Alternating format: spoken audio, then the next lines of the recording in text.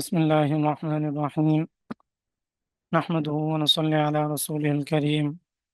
أما بعد، فأعوذ بالله من الشيطان الرجيم. بسم الله الرحمن الرحيم. إنا أرسلناك شاهدا ومبشرا ونذيرا. صدق الله العظيم. الحمد للہ. درس سیرت کا آج 10واں سبق ہے. اسی کے ساتھ ساتھ نبوت کے بعد کی دعوت کا سلسلہ بھی شروع ہو رہا ہے. اللہ تبارک و تعالی اس کی برکت سے ہمیں بھی دعوتی کام میں مشغول ہونے کی اور مشغول رہنے کی توفیق نصیب فرمائے. پچھلے درس میں اس بات کا تذکرہ ہوا تھا کہ حضرت سیدنا جبریل علیہ الصلاۃ والسلام غار حرا میں رسول اللہ صلی اللہ علیہ وسلم کے پاس تشریف لائے تھے اور اقرا کی وحی کی گئی تھی اللہ تبارک و تعالی کی طرف سے، جس پر رسول اللہ صلی اللہ علیہ وسلم نے فرمایا تھا ما انا بقارئ. 3 مرتبہ یہ تلقین کی گئی رسول اللہ صلی اللہ علیہ وسلم کو. سیدنا جبریل علیہ الصلاۃ والسلام نے اپنے سینے سے لگایا اور زور سے دبوچا. اس کے بعد رسول اللہ صلی اللہ علیہ وسلم نے روحانی طور پر اتنے قوی ہو گئے کہ وحی کا تحمل کرنا ان کے لیے آسان ہو گیا. اس کے بعد سیدہ خدیجہ رضی اللہ تعالیٰ عنہ کے پاس تشریف لے گئے. انہوں نے رسول اللہ صلی اللہ علیہ وسلم کو تسلی دی اور وہ ورقہ بن نوفل کے پاس لے گئیں. انہوں نے بھی رسول اللہ صلی اللہ علیہ وسلم کے متعلق خیر والی باتیں کہیں، آپ کی نبوت کا اقرار کیا. اس کے بعد رسول اللہ صلی اللہ علیہ وسلم کے ساتھ کیا معاملات پیش آئے ان کا کچھ تذکرہ آ گیا تھا. وہی نبوت کے بعد سب سے پہلی تعلیم جو رسول اللہ صلی اللہ علیہ وسلم کو دی گئی وہ وضو کی تعلیم تھی. سب سے پہلے رسول اللہ صلی اللہ علیہ وسلم کو وضو کرنے کا طریقہ سکھلایا گیا، کیونکہ اسلام پاکیزگی کا دین ہے. اسلام پاک رہنے کا حکم فرماتا ہے، پاک رہنے کی ترغیب دیتا ہے. ایمان کا نصف پاکی کو قرار دیا گیا ہے. اس لیے رسول اللہ صلی اللہ علیہ وسلم کہ نبوت کی سب سے پہلی تعلیم پاکی کی تعلیم پر تھی اور وضو کرنے کا طریقہ سکھلایا گیا. روایات میں آتا ہے کہ حضرت سیدنا جبریل علیہ الصلاۃ والسلام نے پتھر پر پنجہ مارا یا پر مارا کہ جس کی وجہ سے پانی پھوٹ پڑا، اور اس سے حضرت سیدنا جبریل علیہ الصلاۃ والسلام نے وضو کیا اور رسول اللہ صلی اللہ علیہ وسلم دیکھ رہے تھے. اور تب سے وضو دین محمدیہ کے اندر مشروع ہو گیا. اگرچہ آیت الوضو جو ہے وہ بالکل آخری زمانے میں اتری تھی، نازل ہوئی تھی. سورۃ المائدہ کی آیت کریمہ یا ایھا الذین آمنوا اذا قمتم الی الصلاۃ فاغسلوا وجوہکم وایدیکم الی المرافق وامسحوا برؤوسکم وارجلکم الی الکعبین، جس میں وضو کے 4 فرائض بیان کیے گئے کہ چہرے کو دھونا ہے، ہاتھوں کو دھونا ہے، پاؤں کو دھونا ہے، سر کا مسح کرنا ہے. یہ 4 چیزیں بیان کی گئیں. لیکن وضو کی جو تعلیم ہے وہ ابتدائی زمانے میں ہی، وہی نبوت کے ملنے کے فوراً بعد ہی رسول اللہ صلی اللہ علیہ وسلم کو وضو کی تعلیم کر دی گئی تھی. اور اس کے بعد رسول اللہ صلی اللہ علیہ وسلم کو نماز پڑھنے کا طریقہ سکھلایا گیا. سیدنا جبریل علیہ الصلاۃ والسلام نے رسول اللہ صلی اللہ علیہ وسلم کو 2 رکعت پڑھ کر دکھلائیں، انہیں سکھلائیں. اس کے بعد رسول اللہ صلی اللہ علیہ وسلم نے نماز کا سلسلہ شروع فرمایا. 5 نمازیں جو فرض ہوئی ہیں رسول اللہ صلی اللہ علیہ وسلم پر اور آپ کی برکت سے امت محمدیہ پر، آپ کی امت پر فرض ہوئی ہیں، وہ شب معراج کو ہی تھی. شب معراج کا تذکرہ آگے جا کر آئے گا. وہ تو 6-7 سال بعد ہوا تھا. اس سے پہلے بھی رسول اللہ صلی اللہ علیہ وسلم کو نماز کا حکم تھا. یہ خصوصی نماز تھی اور یہ 2 نمازیں ہوا کرتی تھی. ایک صبح کی نماز ہوتی تھی اور ایک شام کی نماز ہوتی تھی، یعنی فجر کی نماز اور عصر کی نماز، اور 2 رکعت تھی. اور رسول اللہ صلی اللہ علیہ وسلم خصوصیت کے ساتھ پڑھا کرتے تھے. اور آپ کے ساتھ جو جو اسلام میں داخل ہوتا گیا وہ اس نماز کو پڑھتا گیا. لیکن باقاعدہ طور پر جو نمازیں فرض ہوئیں آپ صلی اللہ علیہ وسلم پر اور آپ کی امت پر، 5 نمازیں فرض ہوئیں، وہ شب معراج کے بعد ہوئی تھی. وہ براہ راست اللہ تبارک و تعالی نے رسول اللہ صلی اللہ علیہ وسلم کو بتلایا تھا. اس کا تذکرہ تفصیل کے ساتھ بعد میں آئے گا. تو سب سے پہلے 2 چیزوں کی تعلیم دی گئی، ایک وضو کی اور دوسری نماز کی. اور نماز بھی پھر رسول اللہ صلی اللہ علیہ وسلم کے لیے تھی، اور یہ دو نمازیں ہوا کرتی تھی، اور یہ دو دو رکعت تھی۔ اس کے بعد رسول اللہ صلی اللہ علیہ وسلم کی سری دعوت کا مرحلہ شروع ہوا، جو رسول اللہ صلی اللہ علیہ وسلم کی دعوت کا پہلا مرحلہ تھا۔ شروع میں رسول اللہ صلی اللہ علیہ وسلم کو یہ حکم نہیں ہوا تھا کہ فوراً جا کر عرب میں اعلان کر دیں، قریش میں جا کر اعلان کر دیں، ایسا نہیں ہوا تھا۔ پہلے رسول اللہ صلی اللہ علیہ وسلم نے پوشیدہ طور پر اپنے گھر سے ہی اسلامی دعوت کی ابتدا کی، اور اس میں دار ارقم کا قیام بھی وقوع پذیر ہوا، جس کا تذکرہ انشاءاللہ اگلے درس میں آئے گا کہ دار ارقم کیا تھا، کس طرح کی درسگاہ تھی، اور اس میں کس طرح دعوت دی جاتی تھی، اس کا کیا مرحلہ تھا۔ رسول اللہ صلی اللہ علیہ وسلم سب سے پہلے حضرت سیدہ خدیجہ کبریٰ رضی اللہ تعالیٰ عنہ کے پاس گئے، تشریف لے گئے، اور وہ پہلے سے ہی نبی کریم صلی اللہ علیہ وسلم کی ان باتوں کی اور اس طرح کے واقعات کی ہم نوا تھی، اور رسول اللہ صلی اللہ علیہ وسلم کو تسلی دینے والی تھی، رسول اللہ صلی اللہ علیہ وسلم کے لیے فکر مند تھی، رسول اللہ صلی اللہ علیہ وسلم کو بشارتیں سنانے والی تھی۔ اس لیے سب سے پہلے اسلام میں داخل ہونے والی خاتون ہیں، اور وہ حضرت سیدہ خدیجہ کبریٰ رضی اللہ تعالیٰ عنہ ہے، اور اس پر اہل سیر کا اتفاق ہے کہ سب سے پہلے اسلام میں داخل ہونے والی حضرت سیدہ خدیجہ کبریٰ رضی اللہ تعالیٰ عنہ ہے۔ اور رسول اللہ صلی اللہ علیہ وسلم حضرت سیدہ خدیجہ کبریٰ رضی اللہ تعالیٰ عنہ کے ساتھ مل کر نمازیں پڑھا کرتے تھے، اور یہ دعوت ابھی تک عام نہیں ہوئی تھی کہ نبوت کے دوسرے روز حضرت سیدنا علی المرتضیٰ رضی اللہ تعالیٰ عنہ نے رسول اللہ صلی اللہ علیہ وسلم کو دیکھا۔ حضرت سیدنا علی المرتضیٰ رضی اللہ تعالیٰ عنہ کی جو عمر تھی اس وقت وہ 10 سال تھی، اور یہ رسول اللہ صلی اللہ علیہ وسلم کی پرورش میں تھے۔ جب رسول اللہ صلی اللہ علیہ وسلم خود ایک خاندان کے مالک بن گئے، خود مختار ہو گئے، اور دیکھا کہ آپ صلی اللہ علیہ وسلم کے چچا ابو طالب، جنہوں نے رسول اللہ صلی اللہ علیہ وسلم کی کفالت کی تھی اور بہت زیادہ دیکھ بھال کی تھی، وہ کثیر العیال ہیں، اور ان کے لیے مشکل ہو رہی ہے اپنے بچوں کے حوالے سے۔ تو رسول اللہ صلی اللہ علیہ وسلم اپنے چچا عباس کے پاس گئے، اور انہیں کہا کہ آپ کے بھائی اور ہمارے چچا جناب ابو طالب بہت پریشانی کے عالم میں ہیں، کثیر العیال ہیں، کیوں نہ ہم ایسا کریں کہ ان کے بعض بچوں کی کفالت اپنے ذمے لے لیں، اپنی خدمت میں لے لیں۔ تو حضرت سیدنا عباس رضی اللہ تعالیٰ عنہ تیار ہو گئے، اور یہ دونوں جناب ابو طالب کے پاس گئے اور انہیں اپنا مقصد بتایا کہ ہم چاہتے ہیں کہ ان کی کفالت ہم لے لیں۔ تو عربوں میں یہ بہت زیادہ ہوتا تھا، بہت خوبی کی بات تھی، ہمارے ہاں اس طرح کا معاشرہ نہیں ہے، اور اس طرح کا معاشرہ بنانا چاہیے۔ اسلامی اخوت کا تقاضا ہے، اسلامی تعلیمات کا تقاضا ہے کہ جو قلیل العیال ہیں اور معاشی حوالے سے مضبوط ہیں، انہیں چاہیے کہ وہ کثیر العیال، بالخصوص جو انہی کے خاندان کے ہوں، انہی کے قریبی رشتہ دار ہوں، ان کی مستقل دیکھ بھال کریں۔ ایسا نہیں کہ ایک مرتبہ کر دی، 2 مرتبہ کر دی، مستقل۔ بعض بچوں کی پڑھائی اپنے ذمے لے لیں اگر اللہ تبارک و تعالی نے اتنا دیا ہے، اور یہ عرب معاشرے کی خصوصیات میں سے تھا کہ وہ بچوں کی کفالت اپنے ذمے لیتے تھے، اور رسول اللہ صلی اللہ علیہ وسلم کا یہ معمول تھا کہ وہ دیکھا کرتے تھے کہ جو کثیر العیال ہیں، یا جو یتیم ہیں، یا جو بیوہ خواتین ہیں، رسول اللہ صلی اللہ علیہ وسلم ان کے لیے باقاعدہ انتظام فرمایا کرتے تھے، ان کے لیے خود جا کر پیسے کماتے اور پھر جا کر ان کو دیا کرتے تھے۔ اسی لیے تو حضرت سیدہ خدیجہ الکبریٰ رضی اللہ تعالی عنہا نے رسول اللہ صلی اللہ علیہ وسلم کی اوصاف میں یہ بات ارشاد فرمائی تھی، انت تکسب المعدومہ، کہ آپ نادار لوگوں کے لیے کماتے ہیں، یتیموں کی دیکھ بھال کرتے ہیں، اور جب مصائب آتے ہیں تو وہاں پر جا کر سب سے زیادہ خیر خواہ بن جاتے ہیں۔ تو سیرت کا جو یہ والا پہلو ہے، اسے اجاگر کرنے کی ضرورت ہے۔ ہم میں سے ہر شخص کو یہ سوچنا چاہیے کہ اگر اس کے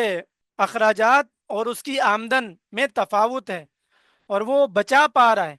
اور اس کے قریب میں بہت سے لوگ ایسے ہیں کہ خاندانی حوالے سے وہ بہت زیادہ ہیں، افراد کے حوالے سے کثیر العیال ہیں، اخراجات زیادہ ہیں، آمدنی کم ہے، تو کوشش کریں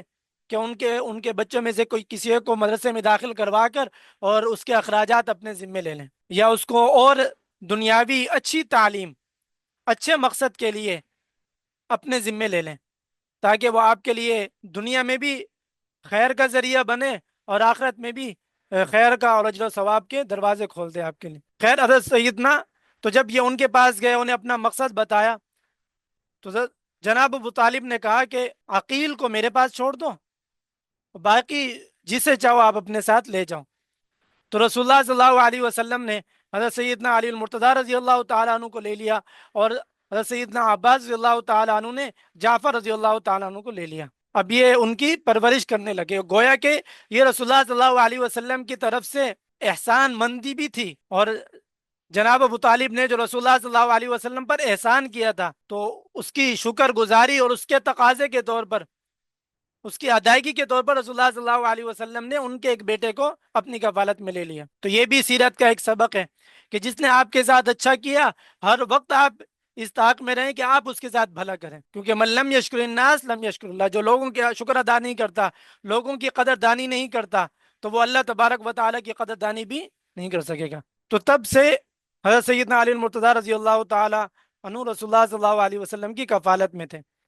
جب رسول اللہ صلی اللہ علیہ وسلم پر وحی آئی، نبی بنائے گئے، تو اس وقت سیدنا علی المرتضیٰ رضی اللہ تعالیٰ عنہ کی جو عمر تھی وہ 10 سال تھی، اور ان کا آنا جانا مستقل تھا۔ تو انہوں نے رسول اللہ صلی اللہ علیہ وسلم کو، حضرت سیدہ خدیجہ کبریٰ رضی اللہ تعالیٰ عنہ کو دیکھا کہ وہ نماز ادا کر رہے ہیں، تو انہوں نے رسول اللہ صلی اللہ علیہ وسلم سے دریافت کیا کہ یہ کیا چیز ہے، یہ کس طرح کی عبادت ہے، کس دین کی کے مطابق آپ عبادت کر رہے ہیں؟ تو رسول اللہ صلی اللہ علیہ وسلم نے بتایا کہ میں اللہ تبارک و تعالیٰ کا نبی ہوں، اللہ تبارک و تعالیٰ نے مجھے نبی بنا کر بھیجا ہے، اور میں صرف اللہ تبارک و تعالیٰ کی طرف دعوت دیتا ہوں، توحید کی دعوت دیتا ہوں، اور شرک سے بیزاری کا اعلان کرتا ہوں، اور اللہ تبارک کے حکم پر اللہ تبارک و تعالیٰ کی عبادت کرتا ہوں۔ تو سیدنا علی المرتضیٰ رضی اللہ تعالیٰ عنہ نے کہا کہ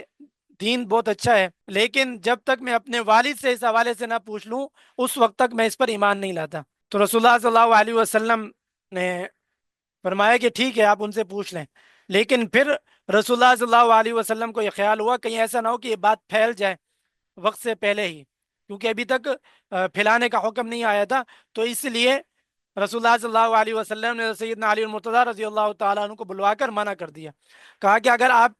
دین میں داخل نہیں ہوتے، اسلام قبول نہیں کرتے، تو نہ کرو، یہ آپ کی اختیار ہے، البتہ ابھی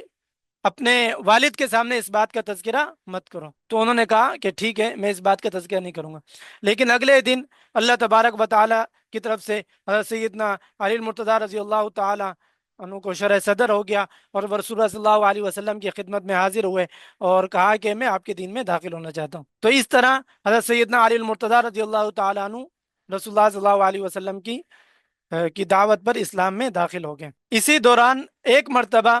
رسول اللہ صلی اللہ علیہ وسلم حضرت سیدنا علی المرتضیٰ رضی اللہ تعالیٰ عنہ نماز پڑھ رہے تھے، اور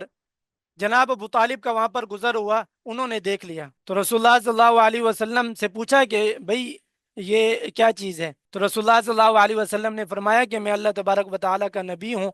اور مجھے نبی بنا کر بھیجا گیا ہے، صرف اللہ تبارک و تعالیٰ کی توحید کا اعلان کرتا ہوں، اللہ تبارک و تعالیٰ کی عبادت کرتا ہوں، شرک سے بیزاری کرتا ہوں، ان بتوں کی پوجا نہیں کرتا، صلہ رحمی کا حکم دیتا ہوں، جو دعوت کی ابتدائی باتیں تھی وہ انہیں بتائیں، اور کہا کہ آپ اس خیر کے سب سے زیادہ مستحق ہیں، کیونکہ آپ نے میری کفالت کی ہے، آپ نے دیکھ بھال کی ہے میری، اس لیے سب سے بہتر یہ ہے کہ آپ اسلام میں داخل ہو جائیں پہلے پہل۔ تو انہوں نے کہا کہ میں تو اپنے آبا و اجداد کے دین سے پیچھے نہیں ہٹ سکتا، البتہ آپ تک کسی تکلیف کو نہیں پہنچنے دوں گا، کوئی بھی آپ کو تکلیف نہیں پہنچا سکے گا، آپ یہ کام کرتے رہیں۔ اور پھر اپنے بیٹے سے کہا کہ تم ان کے ساتھ رہو، سیدنا علی المرتضیٰ رضی اللہ عنہ سے کہا، اور ان کے معاون بن جاؤ ان کے اس کام کے اندر۔ تو وہ اسلام میں داخل ہو چکے تھے، تو وہ زیادہ اس پر پختہ ہو گئے۔ اور اسی طرح رسول اللہ صلی اللہ علیہ وسلم کے آزاد کردہ غلام تھے زید بن حارثہ رضی اللہ تعالیٰ عنہ، وہ بھی رسول اللہ صلی اللہ علیہ وسلم کی نماز کو دیکھ کر رسول اللہ صلی اللہ علیہ وسلم پر ایمان لے آئے۔ یہ وہ افراد تھے جو رسول اللہ صلی اللہ علیہ وسلم کے گھرانے کے تھے، اور جنہوں نے خود رسول اللہ صلی اللہ علیہ وسلم کو دیکھا تھا ایک نیا کام کرتے ہوئے، اور انہوں نے رسول اللہ صلی اللہ علیہ وسلم سے پوچھا، اور رسول اللہ صلی اللہ علیہ وسلم نے انہیں بتایا، اور وہ اسلام میں داخل ہو گئے۔ گویا کہ ایک طرح کے یہ سارے کے سارے رسول اللہ صلی اللہ علیہ وسلم کے گھر کے افراد تھے۔ اب تک رسول اللہ صلی اللہ علیہ وسلم نے باہر جا کر کسی کو دعوت نہیں دی تھی۔ جب باہر جا کر دعوت دینے کی باری آئی تو رسول اللہ صلی اللہ علیہ وسلم نے سب سے پہلا انتخاب حضرت سیدنا ابو بکر صدیق رضی اللہ تعالیٰ عنہ کا کیا۔ حضرت ابو بکر صدیق رضی اللہ تعالیٰ عنہ یہ رسول اللہ صلی اللہ علیہ وسلم کے زمانے جاہلیت میں، یعنی نبوت سے پہلے کا جو زمانہ تھا، اس میں بھی سفر و حضر کے ساتھی تھے۔ وہ ایک تجارتی سفر میں بھی ان کا تذکر آیا تھا کہ رسول اللہ صلی اللہ علیہ وسلم کو یہ واپس لائے تھے، جہاں پر راہب نے کہا تھا کہ انہیں واپس بھیج دو ورنہ اہل شام انہیں تکلیف پہنچائیں گے۔ تو کافی گہرا تعلق تھا، پہلے سے دوستی تھی۔ رسول اللہ صلی اللہ علیہ وسلم نے سب سے پہلے جو دعوت دی براہ راست وہ حضرت سیدنا ابوبکر صدیق رضی اللہ تعالیٰ عنہ کو دی۔ حضرت سیدنا ابوبکر صدیق رضی اللہ تعالیٰ عنہ نے دعوت سنتے ہی فوراً رسول اللہ صلی اللہ علیہ وسلم کی دعوت پر لبیک کہا، فوراً کہا کہ میں گواہی دیتا ہوں اللہ تبارک و تعالیٰ کے علاوہ کوئی معبود نہیں ہے، اور آپ اللہ تبارک و تعالیٰ کے رسول اور اللہ تبارک و تعالیٰ کے بندے ہیں۔ اس لیے رسول اللہ صلی اللہ علیہ وسلم نے فرمایا کہ میں نے جس کے سامنے بھی دعوت پیش کی، وہ دعوت قبول کرنے میں وہ کچھ ہچکچایا، اس نے کچھ وقت مانگا، اس نے کچھ سوچا، اس کے بعد جا کر وہ اسلام میں داخل ہوا۔ لیکن حضرت سیدنا ابوبکر صدیق رضی اللہ تعالیٰ عنہ نے بغیر کسی ہچکچاہٹ کے اور بغیر کوئی وقت مانگے، بغیر سوچ و بچار کے فوراً میری دعوت پر لبیک کہا۔ اور اسی لیے پھر اللہ تبارک و تعالیٰ نے اس کے بعد دعوتی کاموں میں ہر جگہ رسول اللہ صلی اللہ علیہ وسلم کو حضرت سیدنا ابوبکر صدیق رضی اللہ تعالیٰ عنہ کا ساتھ عنایت فرما دیا، چاہے وہ ہجرت کا واقعہ ہو، چاہے وہ آگے دعوت دینے کی بات ہو، چاہے وہ پھر غزوات کی بات ہو، اور غزوات کے بعد رسول اللہ صلی اللہ علیہ وسلم کے وصال کے بعد خلافت کی بات ہو، اور انتقال کے بعد رسول اللہ صلی اللہ علیہ وسلم کے ساتھ جگہ سیدنا ابوبکر صدیق رضی اللہ عنہ کو نصیب ہوئی۔ تو ہر مقام پر اللہ تبارک و تعالی نے رسول اللہ صلی اللہ علیہ وسلم اور سیدنا ابوبکر صدیق رضی اللہ تعالیٰ عنہ کو آپس میں جوڑ دیا۔ اس لیے اہل سیرت نے لکھا ہے کہ دعوتی حوالے سے سب سے پہلے اسلام قبول کرنے والے حضرت سیدنا ابوبکر صدیق رضی اللہ تعالیٰ عنہ۔ اب کیونکہ اسلام ان سے پہلے حضرت سیدہ خدیجہ کبریٰ رضی اللہ عنہ بھی لائی تھی، حضرت علی مرتضیٰ رضی اللہ تعالیٰ عنہ بھی لے آئے تھے، تو اس لیے علماء کرام نے فرمایا ہے کہ اصل میں سب سے پہلے مردوں میں، آزاد مردوں میں اسلام لانے والے سیدنا ابوبکر صدیق رضی اللہ تعالیٰ عنہ ہیں۔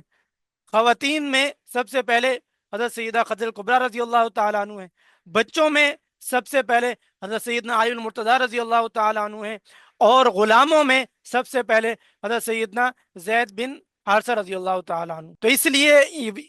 اس قول کے مطابق جتنے بھی اقوال ہیں کہ سب سے پہلے اسلام میں کون داخل ہوا، حضرت سیدہ خدیجہ کبریٰ رضی اللہ عنہ داخل ہوئے، علی المرتضیٰ رضی اللہ عنہ داخل ہوئے،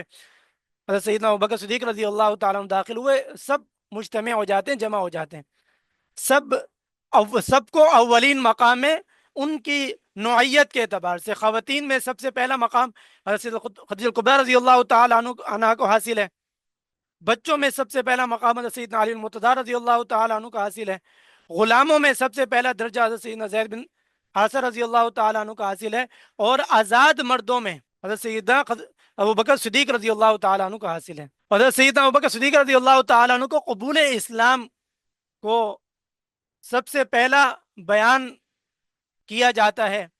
اور اس کی اہمیت بہت زیادہ بتلائی جاتی ہے، کیونکہ یہ واقعتاً دعوت کا سب سے پہلا سفر تھا۔ اس سے پہلے وہ گھر کے افراد تھے، تو گھر والے افراد تو رسول اللہ صلی اللہ علیہ وسلم کے اخلاق، رسول اللہ صلی اللہ علیہ وسلم کے رہن سہن، رسول اللہ صلی اللہ علیہ وسلم کی زندگی، رسول اللہ صلی اللہ علیہ وسلم کی متاتی میں گزار رہے تھے، تو عام طور پر گھر والے اس طرح کے جو بڑے ہوتے ہیں ان کی بات ماننے کے لیے آمادہ ہو جاتے ہیں، اور بہت جلد آمادہ ہو جاتے ہیں، کیونکہ جس نے پوری زندگی ان کی خیر خواہی کا سوچا ہے، تو ایک اور بات جو خیر خواہی سراپا خیر خواہی والی نظر آ رہی ہے تو اس میں کوئی ہچکچاہٹ محسوس نہیں ہوتی۔ لیکن حضرت سیدنا ابوبکر صدیق رضی اللہ تعالیٰ عنہ گھر کے فرد نہیں ہیں اس وقت تک، بعد میں تو حضرت سیدہ عائشہ رضی اللہ تعالیٰ عنہ کا نکاح ہو گیا، گھر کے فرد بن گئے، لیکن اس وقت تک گھر کے فرد نہیں ہیں، باہر کے آدمی ہیں، اور پھر آزاد ہیں، آپ صلی اللہ علیہ وسلم کے ساتھ کہ متاحتی میں نہیں ہے کسی بھی کام کے حوالے سے، تجارتی حوالے سے یا کسی اور کام کے حوالے سے، آزاد ہے اور ایک بڑے آدمی ہیں، مالدار آدمی ہیں، اپنے قوم میں پسندیدہ اور محبوب تر فرد ہیں۔ اس لیے حضرت سیدنا ابوبکر صدیق رضی اللہ تعالیٰ عنہ کا جو قبول اسلام ہے یہ دعوتی حوالے سے انتہائی زیادہ اہمیت کا حامل ہے، اور اسی سے پھر رسول اللہ صلی اللہ علیہ وسلم کا دل بہت زیادہ مضبوط ہو گیا۔ پہلے ہی ظاہر سی بات ہے اللہ تبارک و تعالیٰ کی طرف سے آپ کا دل بہت مضبوط تھا، لیکن ابتدائی پہلے مرحلے میں ہی اگر انکار ہو جاتا تو وہ تکلیف زیادہ ہوتی۔ اسی لیے تو رسول اللہ صلی اللہ علیہ وسلم حضرت سیدنا ابوبکر صدیق رضی اللہ تعالی عنہ کے قبول اسلام کا تذکرہ بعد میں کیا کرتے تھے کہ انہوں نے اس شاندار طریقے سے اسلام میں داخل ہوئے کہ کوئی پیچھے کوئی کسی اور فکر میں مبتلا نہیں ہوئے، فوراً رسول اللہ صلی اللہ علیہ وسلم پر ایمان لے۔ اسی طرح جب شب معراج کا واقعہ آیا تھا، رسول اللہ صلی اللہ علیہ وسلم نے آ کر بتایا کہ ایک رات میں گیا مسجد اقصی میں گیا، وہاں پر نماز پڑھی گئی، تمام انبیاء علیہ الصلوۃ والسلام پیچھے تھے، اور اس کے بعد معراج ہوئی ساتوں آسمان کے اوپر سدرۃ المنتہا پر، اس کے بعد اللہ تبارک و تعالی سے ہم کلامی نصیب ہوئی، وہاں سے نمازیں لے کر رسول اللہ صلی اللہ علیہ وسلم واپس تشریف لائے، اور یہ سب کچھ ایک ہی رات میں ہوا۔ اور اتنا بڑا واقعہ رسول اللہ صلی اللہ علیہ وسلم کے معجزات میں سے بڑے واقعات میں یہ واقعہ تھا، جس کی وجہ سے ایک ماننے والا انسان بھی تھوڑا ہچکچاہٹ کا شکار ہو جاتے ہیں کہ واقعاتاً ایسا ہوا ہوگا تو دوبارہ پوچھتے ہیں واقعاتاً ایسا ہوا ہے، لیکن اس وقت حضرت سیدنا خلیل کبریٰ رضی اللہ حضرت سیدنا ابوبکر صدیق رضی اللہ تعالیٰ عنہ کو جب بتایا گیا، ابھی رسول اللہ صلی اللہ علیہ وسلم نے نہیں بتایا انہیں، لوگوں نے آ کر کہا کہ بھائی آپ کے ساتھی تو یہ کہہ رہے ہیں جن پر آپ ایمان لائیں، تو سیدنا ابوبکر صدیق رضی اللہ تعالیٰ نے عرض کیا کہ اگر رسول اللہ صلی اللہ علیہ وسلم نے یہ بات ارشاد فرمائی بالکل سچے میں ایمان لاتا ہوں، بالکل ٹھیک بات ہے، وہ کبھی جھوٹ نہیں بول سکتے۔ تو اس کے بعد ان پر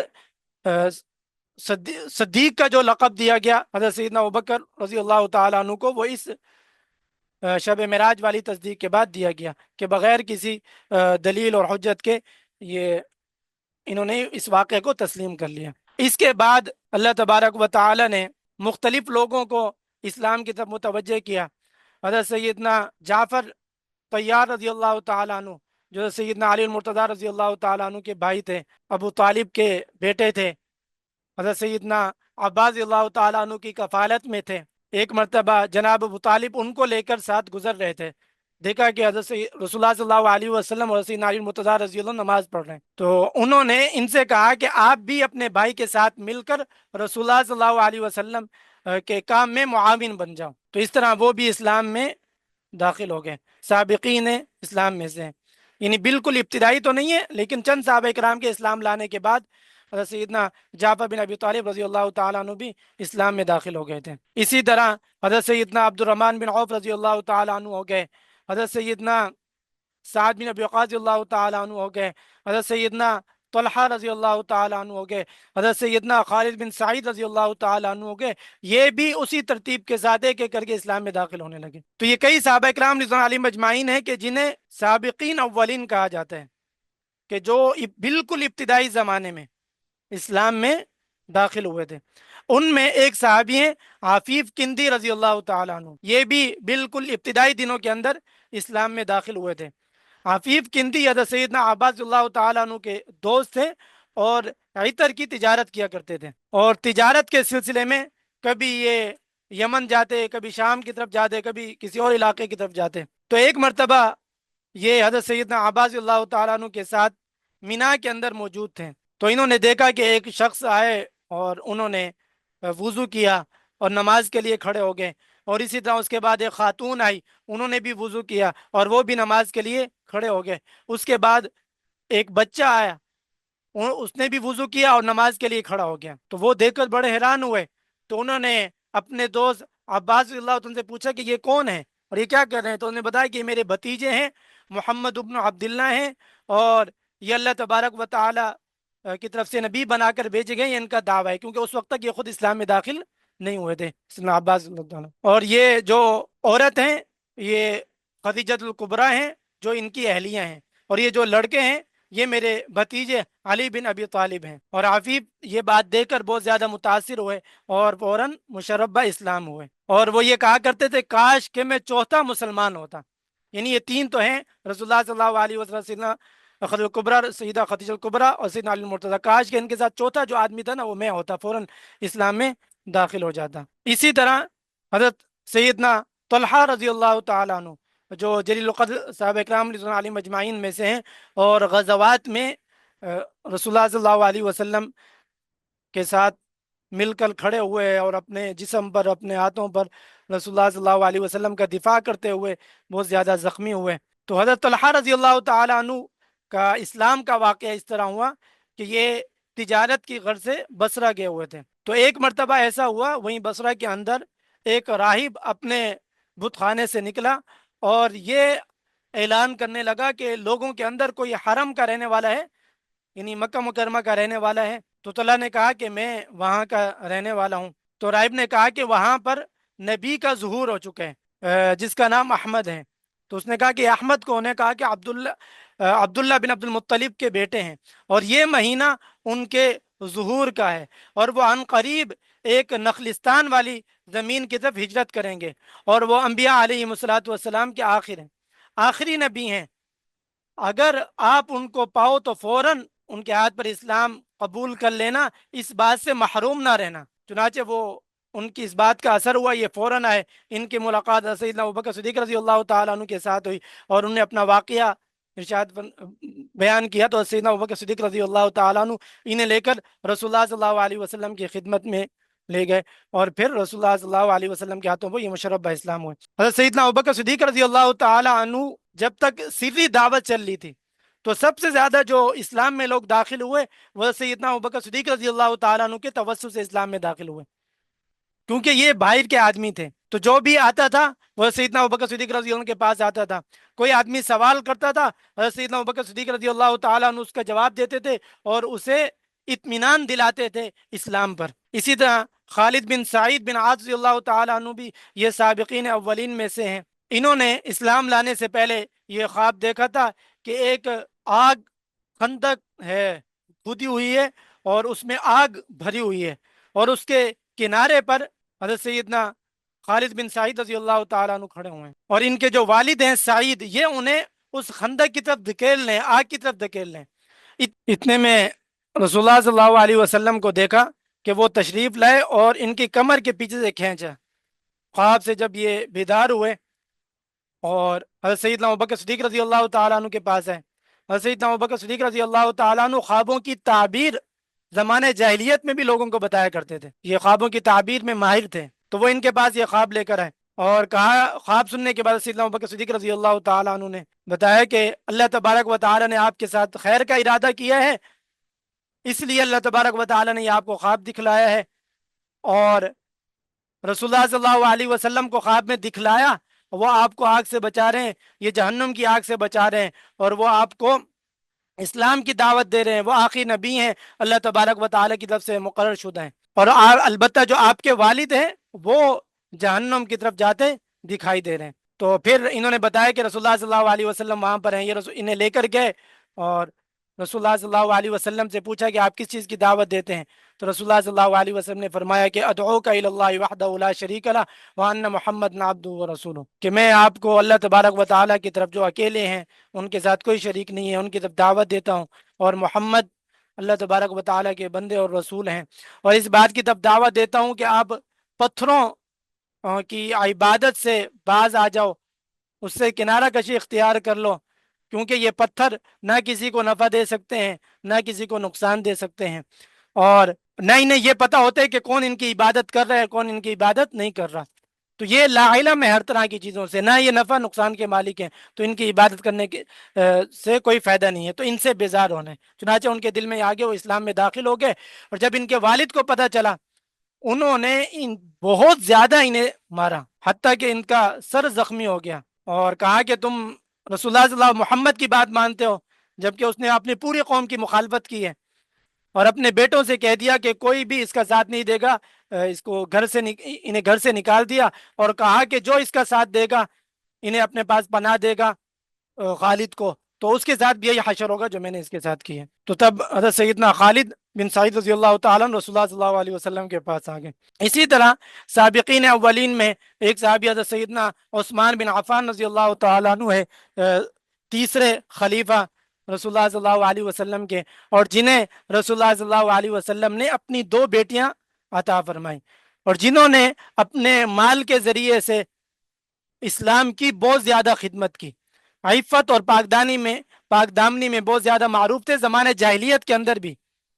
ان کی ایک خالہ تھی، وہ خالہ کہانت بھی کیا کرتی تھی۔ ایک مرتبہ زمانے جاہلیت میں یہ گھر میں گئے اور انہوں نے کہا کہ اشعار پڑھے ان کے متعلق کہ آپ شر سے محفوظ ہو گئے، آپ کا جو نکاح ہوگا وہ انتہائی زیادہ پاک دامن خواتین کے ساتھ ہوگا، انتہائی پاک باز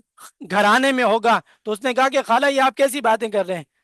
اور پھر اس نے اشعاری کے اندر بتایا کہ ایک نبی مبعوث ہو چکے ہیں اور آپ کو چاہیے کہ آپ ان کے پاس جائیں اور ان کے اسلام میں داخل ہوئیں۔ چنانچہ یہ اس کے بعد انہوں نے جب پتہ کیا، رسول اللہ صلی اللہ علیہ وسلم کو پتہ چلا اور اسلام میں یہ داخل ہو گئے، اور پھر ان کی حیا و پاک دامنی بہت زیادہ معروف ہوئی، اور رسول اللہ صلی اللہ علیہ وسلم کے پاس تشریف لے گئے، اسلام میں داخل ہوئے، اور ہر موقع پر رسول اللہ صلی اللہ علیہ وسلم کے ساتھ رہے، اور پھر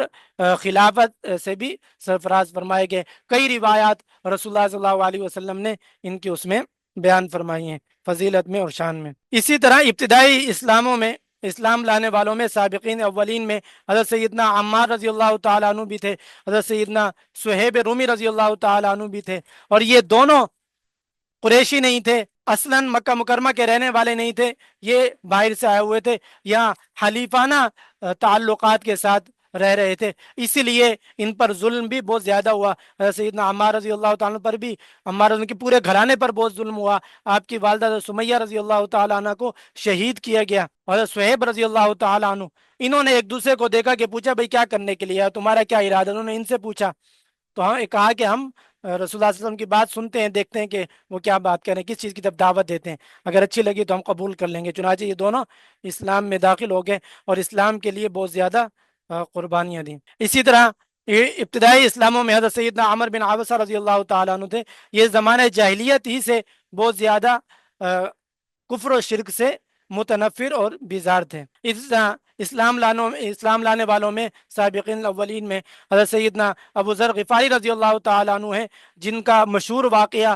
سیرت کی اور احادیث مبارکہ کی کئی کتابوں کے اندر ہے کہ انہوں نے اپنے بھائی کو بھیجا تھا کہ پہلے تم جاؤ، انہوں نے جا کر احوال پورے دیکھے، پھر یہ خود آئے، اسلام میں داخل ہوا، وہ رسول اللہ صلی اللہ علیہ وسلم نے فرمایا کہ آپ اپنے علاقوں میں چلے جاؤ، اور جب آپ دیکھو کہ ہم غالب ہو گئے، اللہ تبارک و تعالیٰ میں غلبہ عطا فرما دیا، پھر آپ لوگ یہاں پر آ جانا۔ اور انہوں نے سیدنا ابو ذر غفاری رضی اللہ عنہ نے اسلام کا اظہار بھی کیا تھا وہیں پر مکہ مکرمہ میں، اور ان پر بہت زیادہ ظلم کیا گیا تھا۔ رسول اللہ صلی اللہ علیہ وسلم کی دعوت کا ایک پہلو یہ تھا کہ باہر کے جتنے بھی لوگ آئے رسول اللہ صلی اللہ علیہ وسلم کے پاس ابتدائی زمانے میں اور اسلام میں داخل ہوئے، تو رسول اللہ صلی اللہ علیہ وسلم نے انہیں مکہ مکرمہ میں نہیں رہنے دیا اور فرمایا کہ آپ اپنے اپنے علاقوں میں چلے جاؤ، وہاں جا کر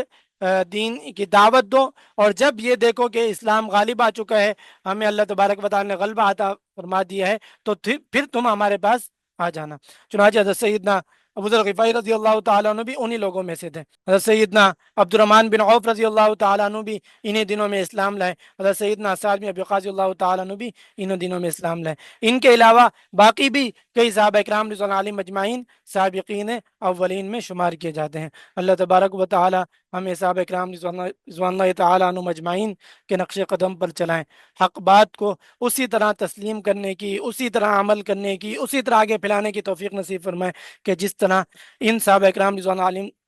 اللہ تعالیٰ عنہ مجمعین نے رسول اللہ صلی اللہ علیہ وسلم کی دعوت پر لبیک کہا اور اس دعوت کو اپنایا اور اس دعوت کو آگے پھیلایا۔ وآخر دعوانا الحمدللہ رب العالمین۔ السلام علیکم ورحمۃ اللہ وبرکاتہ۔